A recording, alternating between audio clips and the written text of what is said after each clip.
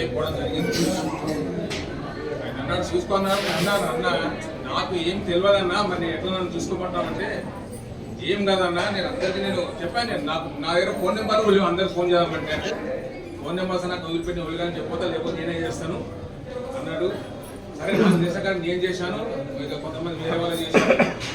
నాకు నేను ఎందుకు అనుకున్నానంటే సపోజ్ ఎగ్జాంపుల్ ఇప్పుడు నేను 100 రూపాయల ఫోన్ నెంబర్ అన్నీ ఉన్నాయి నా దగ్గర, 10 రూపాయలు లేవు నా దగ్గర. ఇప్పుడు వీళ్ళకి చేసి వీళ్ళకి చేయకపోతే వాళ్ళు ఏం ఫీల్ అవుతారో నాకు ఉద్దేశం, నాకు అంతే, ఇంకోటి ఏం లేదు. అయితే అన్నా లేదు నీకు అట్లా ఏం రాని అని నేను చెప్పుకోవడానికి చెప్పింది.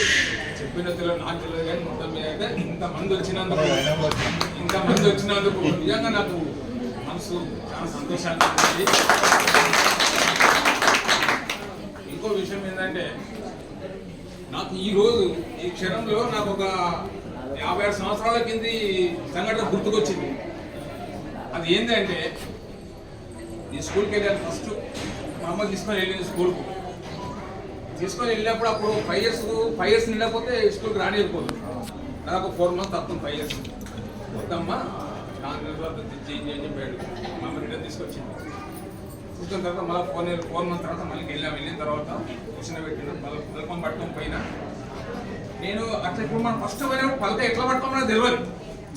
పట్టుకొని పోతే ఆ సార్ అక్కడ కూర్చుని పెట్టి బాబు ఇట్లా కూర్చొని ఇట్లా చేసి అభివృద్ధి పెట్టుకో కూర్చొని పలక ఇలా కాదు ఇలా తిప్పి పెట్టమని చెప్పాడు.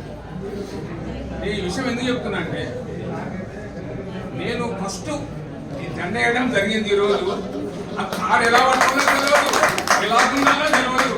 ఈరోజు నాకు దానికి మన సీనన్న తిరుపతి అన్న నాకు దాన్ని సహకరించి ఆ జెండా ఎగిరిపించినందుకు నిజంగా ధన్యవాదాలు తెలుసుకుంటున్నాను.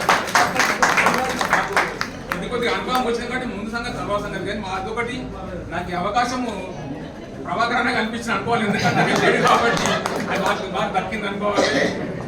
సరే అని నేను కూడా ఎక్కువ మాట్లాడలేదు, ఇప్పటి నుంచి నాకు అలవాటు అవుతుంది. ధన్యవాదాలండి.